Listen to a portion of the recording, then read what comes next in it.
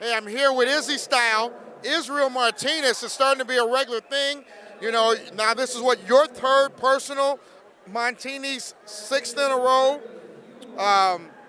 You've won 11 overall. That ties the state record. You're now in the books for Providence. I don't know if you knew that, but most state championships for a wrestling team. You're making history, baby. You know, it's an honor to be the head wrestling coach at Montini Catholic High School. Coach Boost built this thing, you know, from the ground up, from basically having just an average team to the best team in the state and one of the top teams in the country. And I just kind of jumped in the driver's seat and just driving the bus that, you know, Boo put together. You're kind of like the caretaker, and you don't want to be the guy to mess it up, you know. You just kind of keep cutting the grass there, make sure it looks good, right? You know, it's like we say at Montini. You know, it's just, if you look in that program from downstate, you look in that thing and they say academics 3.0 team average, and we're probably the only top 25 team in the state that has our great guys' grade point average up that high.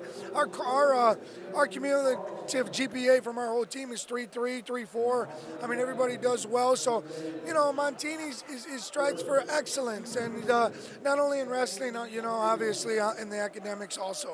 Well, Geneseo came into the finals tonight hot. They had the whole building hopping in the last round, and I looked over there, and it was just quiet over here. You guys were dominating, you know, in typical Montini Bronco fashion. But just talk about the competition that you faced today and how you guys shut them down.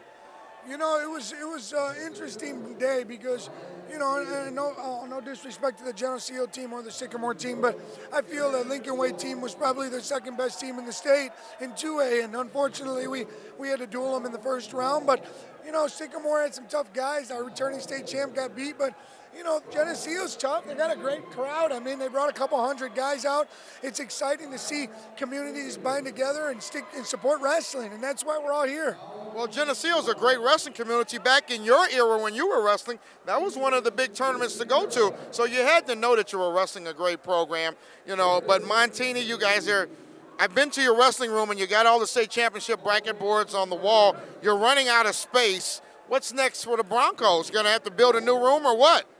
You know, we're waiting for that new addition to come at Montini, and I think once that new addition comes, we're going to try to sneak our way in there and you know, extend the wrestling room and knock the weight room out. But, you know, what's next for Montini is just, you know, hopefully we keep attracting more kids that want to do well in the classroom and in the wrestling mat, and outside of the wrestling room, outside of school, you know, in life. And that's what's next for us is, you know, we're going to keep building. We're going to sit down, see what we did this year, evaluate our year, evaluate our brutal schedule, and make some adjustments and move forward.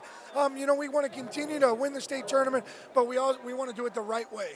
And the right way is academic excellence. You know, and it's so great that I hear you speak on that, because your high school career did not end the way you wanted it to end. You were slated to be a four-time state champ and move on, and it looks like you've learned from your mistakes, you know, both not only academically but socially, and you're passing now your life-learned lessons on to your wrestlers. Is that kind of what's going on with you now?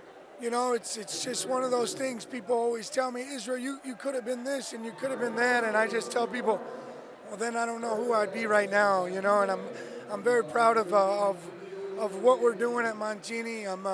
You know, I'm living a straight lifestyle. You know, I just lost 35 pounds. I know, man. You and me together, man. We're skinny. Look at our film from a couple of years ago. We were out here like this. Yeah.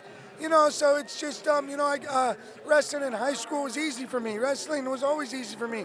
The hard part was life, school, you know, and just doing things the right way. And it took me a long time to figure it out.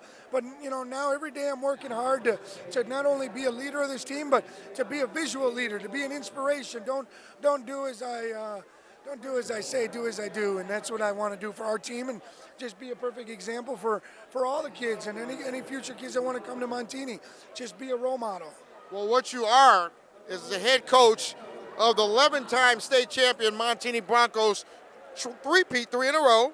Congratulations, Coach. Job well done, and I have no doubt that we won't be holding this interview next year again unless they find someone that can beat you. Well, you know, it's unless we magically get 1,000 students and we go up into 3A, but, you know, other than that, it's just awesome.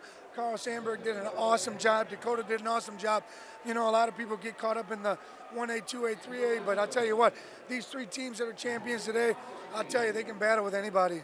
Well, congratulations, and there you have it. That's Izzy Style.